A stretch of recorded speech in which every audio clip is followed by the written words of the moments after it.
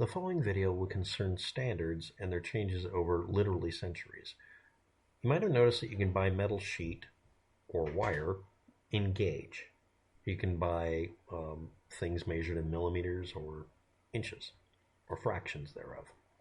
And you also may have noticed that there have been other standards in the past that are even wackier. It should be noted that before a specific date, there was different versions of the pound, as in how much weight something was. There was a French pound, American pound, or USA pound, and British pound. So if anything was based on any dimension, and that dimension had variations on the definitions, this caused problems. Now this is going to be primarily about firearms in this video, hence the name and the title. But I'm going to make a bold statement at the beginning. 410 shotguns exist, and so do the cartridges. There is not really a 32 gauge or a 36 gauge gun. Doesn't matter what's marked on it. What matters is that one of them never really existed, and the other one has the wrong name on it. And depending on how pedantic you are, many things are like this. Giving you two quick examples.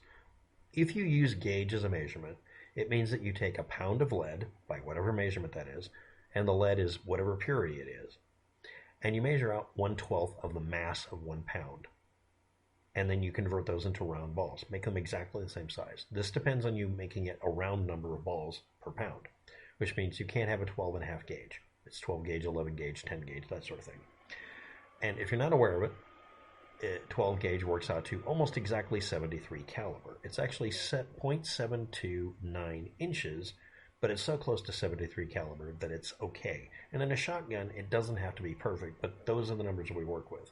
And the rule of thumb is that you don't want to make it smaller than that number. So it has to be at least 0.729 inches. Now, the standards organization in the United States for firearms and shotguns is called SAMI. And there's one in the European Union called CIP, and that's mostly in France. And they, of course, make the standard for the minimum size for the bore diameter of a gun that's 12 gauge smaller. Now, I want to point out, these standards started in the 1800s from muzzle-loading guns. The idea is the gun, if it was smooth bore, could fire really anything you wanted to throw down the barrel.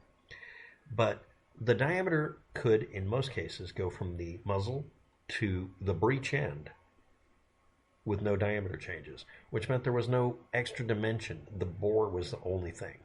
Bore is the diameter inside of the barrel before you do anything to it other than making it work. If you want to make it rifled, you put extra scratches in it. Normally, that means that the bore diameter is the land diameter, the small diameter, and then the larger number for where you scratched it so you can put grooves in it to where it spins the bullet. That's the other dimension. That's called the groove diameter. That's why on Wikipedia you'll see them referencing the bore diameter as the if they are, and the bullet diameter, and the land diameter is the bore diameter. Or they don't reference it at all. Standards are great. Everybody's got one of their own. Now I'm going to bring up, besides 12 gauge, let's talk about 4 gauge. 4 gauge, if you do the math for it, 1/4 of a pound of lead rolled into a ball should be 1.05 inches in diameter. So that means a 4 gauge shotgun should be basically 105 caliber. That's the equivalent to 105 caliber.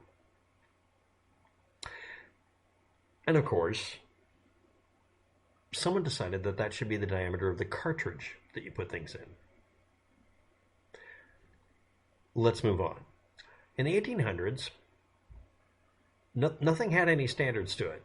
France adjusted diameters between steps for shotgun gauges from 4 gauge only to 50 gauge, meaning nothing larger than 105 caliber was declared on their standards, and they had all the way to 50 gauge. And they did that in each gauge as 0.2 millimeter steps in diameter of the bore diameter between them. Even though that's not actually how it's supposed to be done, they rounded it off. Austria's system said that 36 gauge had a starting diameter of 11.4 millimeters. And that diameter is vague because they may have been referring to the cartridge diameter because at the time they were talking about chambering cartridges or other methods.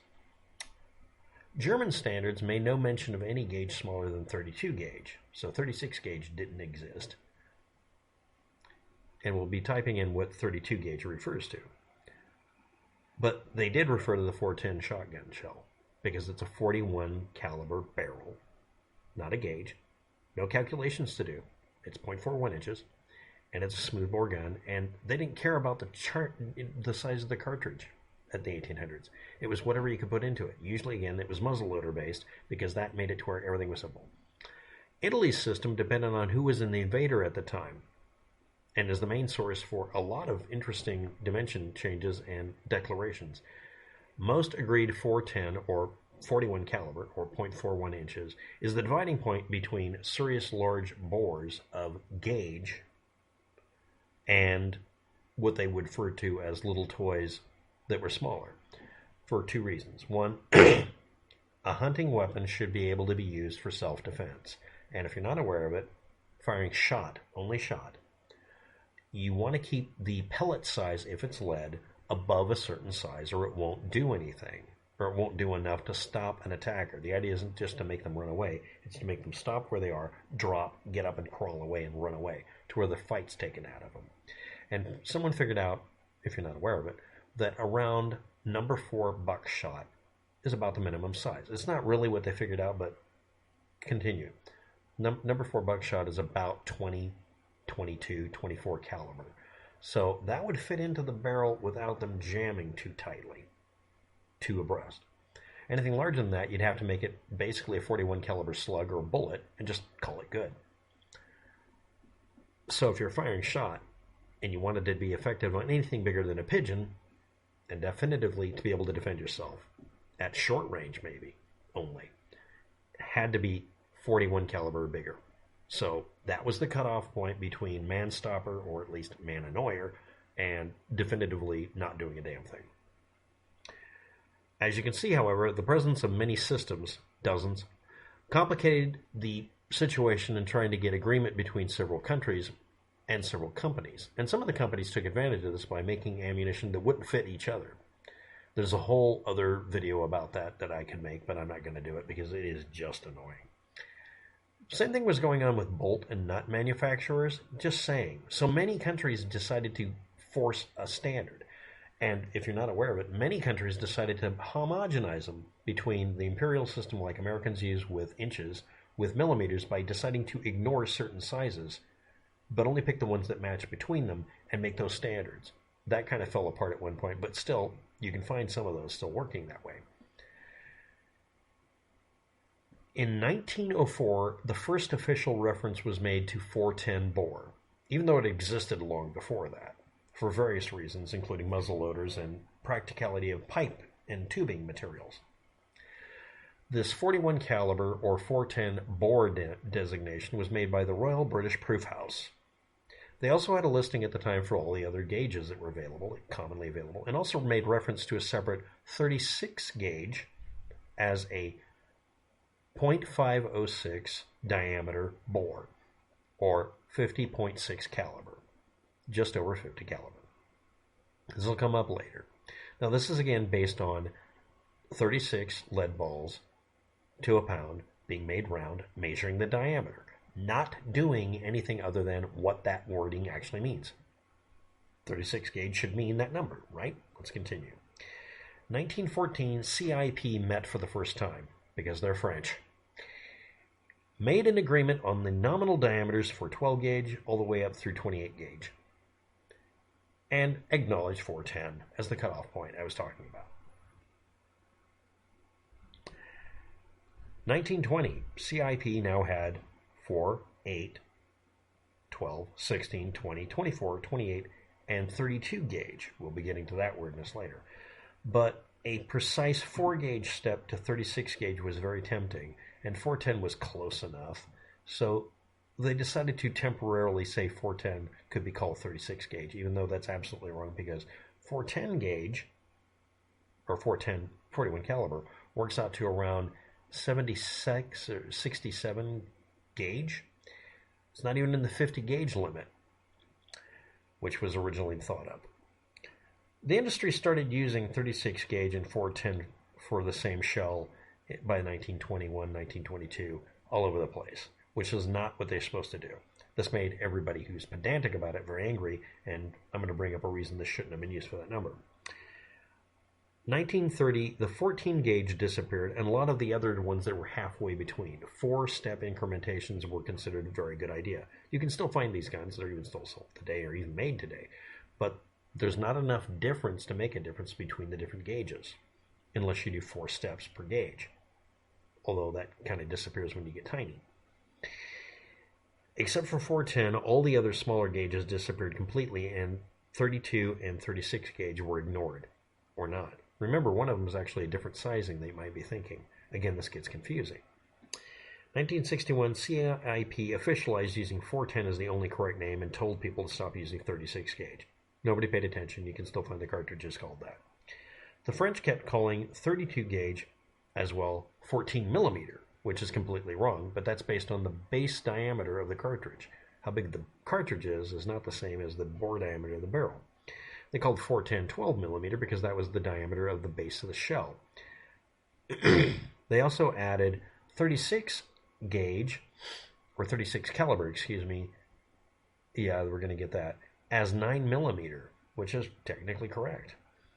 Others decided to call any 410 shell that was 3 inches or longer 410.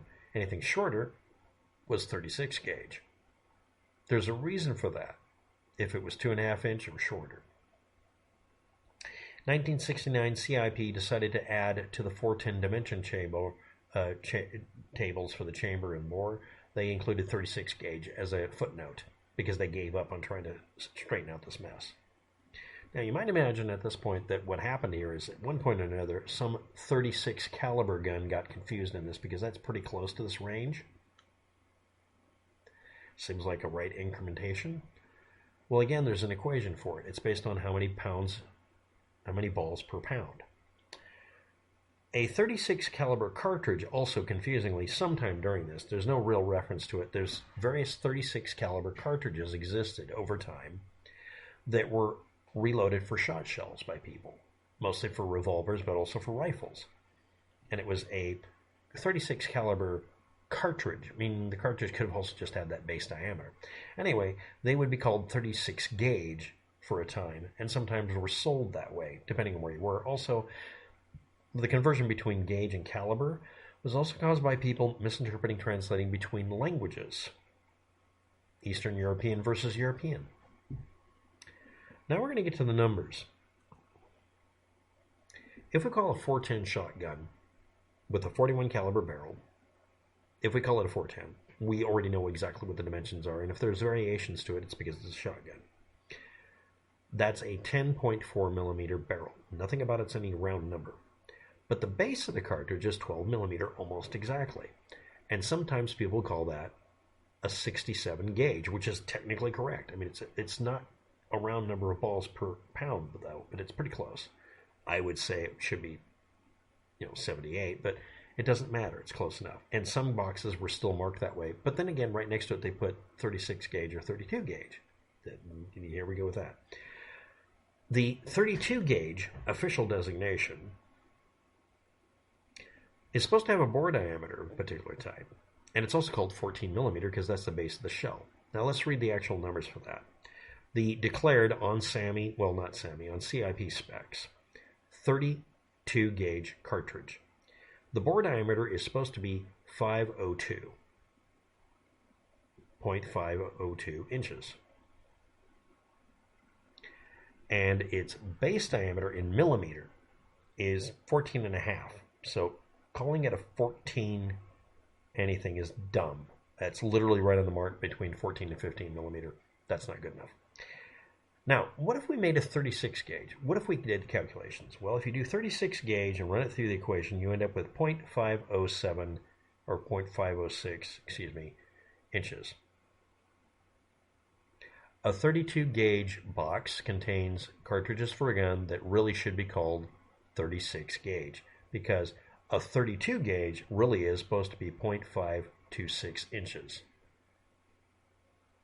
Yes, during all of this and during the confusion of mixing them up, they literally got the names swapped around. All of the 32 gauge guns, properly designated by SAMI and whatever, are really 36 gauge, and it really does exist. but that means there's no 32 gauge. Thanks for watching. Have a good day. Good luck with that.